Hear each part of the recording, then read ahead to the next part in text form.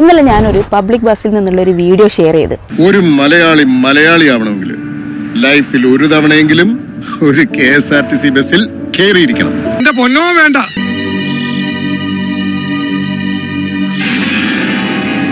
വിവാഹപ്രായം കഴിഞ്ഞിട്ടും പെണ്ണ് കിട്ടാത്തതിന്റെ പ്രതിഷേധമാണോ ഇത്? ചികിത്സയല്ലാതെ ഇതിന് മറ്റൊരു പ്രതിവിധിയുമില്ല എന്നാണ് എനിക്ക് പറയാനുള്ളത്. ഒരു വേണ്ടാതിരത്തിലേക്ക് ഒരു അനാവശ്യത്തിലേക്ക് പോണ ഒരാളല്ല. ഓനങ്ങനെ ഒരു സാഹചര്യത്തിൽ കണ്ടു തീർന്നപ്പോ സഹിക്കാൻ പറ്റുന്നില്ല. എടി ഒരു കാലത്ത് നീ ഗുണം പിടിക്കില്ലടി.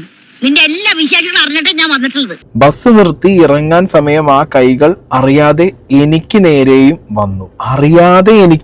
വന്നു എന്ന് ഉദ്ദേശിച്ചത് അയാൾ അറിയാതെ ചെയ്തു എന്നുള്ളതാ. അതാണോ നിങ്ങൾ ഉദ്ദേശിച്ചത്? ചെറിയ ബുദ്ധി തോന്നിയതാണ്. നീ ബുദ്ധിമാനായിരിക്കും, പക്ഷെ മറ്റുള്ളവരെ വെറും മണ്ടന്മാരായി കളയരുത് കേട്ടാ. ആ ലെഫ്റ്റ് കൈയും ഒരേപോലെ പൊങ്ങിയിരിക്കുന്നതായിട്ട് കാണാൻ പറ്റുമല്ലേ? മറ്റൊന്നുമായിരുന്നില്ല, അയാളെ ബാഗ് ലിഫ്റ്റ് ചെയ്തതായിരുന്നു. ഞാൻ പറഞ്ഞു, ഈ പെണ്ണ് നേരത്തെ കാണിച്ച വീഡിയോ തന്നെ വളരെ വ്യക്തമാണ്, അയാളുടെ ഈ ബാഗ് ഉണ്ട്. അതൊക്കെ ഗോപാലകൃഷ്ണൻ ഒരു നമ്പറല്ലേ? ഒരു മനുഷ്യനെ മനഃപൂർവ്വം ചതിക്കുന്നതിനേക്കാൾ വലിയൊരു നീചപ്രവൃത്തി ഈ ലോകത്ത് വേറെ ഇല്ല. ആ ബാഗ് ഒരു മനുഷ്യൻ ഇങ്ങനെ പിടിച്ചിട്ട് ഇങ്ങനെ നമ്മൾ ലിഫ്റ്റ് ചെയ്യില്ലേ, നിങ്ങളുടെ മുട്ട് പുറകോട്ട് പോയിരിക്കും. അമ്മയ്ക്കാണ്ട് കടിച്ചു കയറാൻ നിൽക്കുന്നവന്മാരുടെ ഇടയിലേക്ക് ഒടേതമ്പരം വന്ന് പ്രത്യക്ഷപ്പെട്ട് സാക്ഷി പറഞ്ഞാലും അവരത് വിശ്വസിക്കുകയില്ല.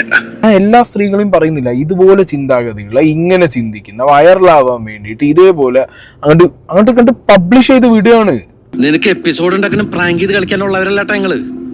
അവളുടെ ഒടുക്കത്തൊരു ചാനലും ചത്താലും നീ പുഴുത്തേശാവൂ. ഓർമ്മിച്ചോ, ചത്താലും നീ പുഴുത്തേശാവൂ. രണ്ട് പാവങ്ങളെ ദ്രോഹിച്ചതിന് നിനക്ക് കിട്ടിയ കൂലിയത്. ആത്മഹത്യയിൽ യുവതിക്കെതിരെ പോലീസ് കേസെടുത്തിരിക്കാൻ FIR ഇട്ടിരിക്കുകയാണ്. പോയപ്പാ പാവപ്പെട്ടവൻ പോയി, നിങ്ങൾ പോയിക്കോ.